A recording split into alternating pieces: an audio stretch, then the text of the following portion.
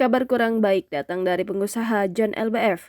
John LBF baru-baru ini dilaporkan ke polisi atas dugaan penipuan melalui perusahaan yang diklaim miliknya PT Lima Sekawan atau High Five. Sosok pemilik nama asli Henry Kurnia Adi Suktikno ini dilaporkan usai tersandung kasus dugaan penipuan uang sebesar 1,8 miliar rupiah. Namun pengusaha sekaligus TikTokers ini santai menanggapi laporan dirinya ke polisi atas dugaan penipuan. Ia terlihat malah masih mengunggah video tengah bersama Rizky Bilar dan Lesti Kejora. Dalam video yang diunggah pada Minggu 19 Februari 2023, terlihat Lesti Kejora dan Rizky Bilar mampir ke rumah John LBF. Pada video tersebut terlihat di ruang tamu John LBF, Lesti dan suaminya bercengkrama sambil bernyanyi dengan pengusaha yang mengaku sebagai konsultan pajak tersebut. Bahkan, John LBF mengaku kepada Rizky Bilar bahwa ia akan membuat sebuah produk minuman serta menyebut bahwa produk minuman itu akan menjadi perusahaan ke-8 miliknya. Uniknya, pada video tersebut diunggah hanya selang sehari dari laporan dugaan penipuan yang dilayangkan terhadapnya.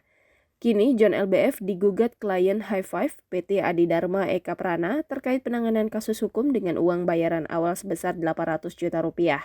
Kuasa hukum PT Adidharma Eka Prana, Arif Edison mengatakan, kasus berawal pada bulan Agustus 2022. Kala itu kliennya melakukan perjanjian dan menyerahkan uang sebesar 800 juta rupiah sebagai upah kepada John LBF yang mengaku bisa menangani kasus hukum.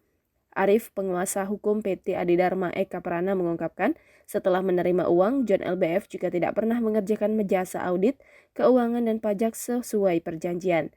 Dan mengatakan bahwa yang bersangkutan malah meminta uang lagi sebesar 600 juta rupiah tanpa menjalankan perjanjian dengan kliennya. Dengan demikian, ia menyadari bahwa High Five bukan milik John LBF, melainkan seseorang atas nama Cindy Kurniawan.